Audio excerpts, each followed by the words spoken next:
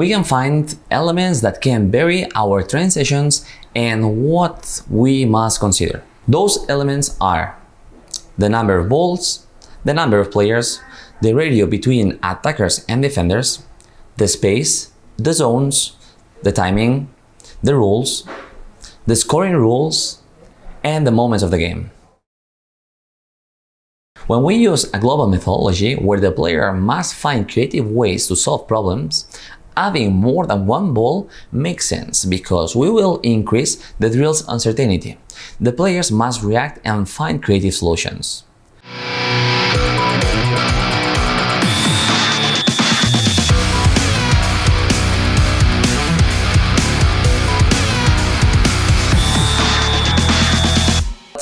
If we increase the number of the balls, the players will be forced to have more interaction with the ball.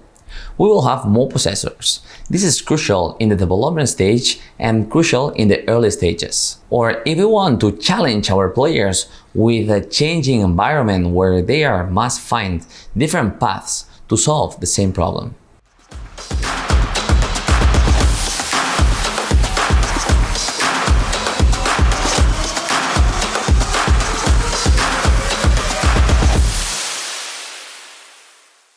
Another critical point during the offensive moment is how the numerical advantage could affect on your player's behavior. During the equal or press situations, the player will solve the situation with 1 versus 1 or pass. If we have a +1 advantage, the players will dribble to attract and create a new free player. Or if this player is free, they will pass him the ball.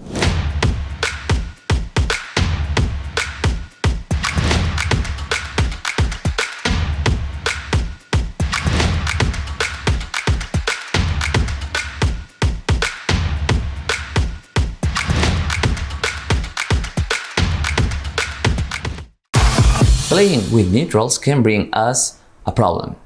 The players don't look up in order to locate the outside neutral because they already know they are there and that they can play to them, so they play automatically. To adjust this, we can apply 3 strategies. The first one is to play an asymmetrical structure where the outside player can move on a different space and where eventually the offensive player won't have the option to play with the neutral. This is a good strategy to force the players to recognize if they have or not the option to play with the neutral. The space could be wider or deeper. Depending on if it is wider or deeper will influence the actions and decisions that our players will make. The wider spaces help the players to find solutions through the flanks. Finding options in the space behind is difficult because it's reduced. Then we want to improve the concept of situations that involve attracting one side to move to the other one, switching fields or crossing situations. We must create a drill with wider space. On the other hand, if we want to work to runs in behind, the penetration runs, or the 1v1 situations, we must create a deep space.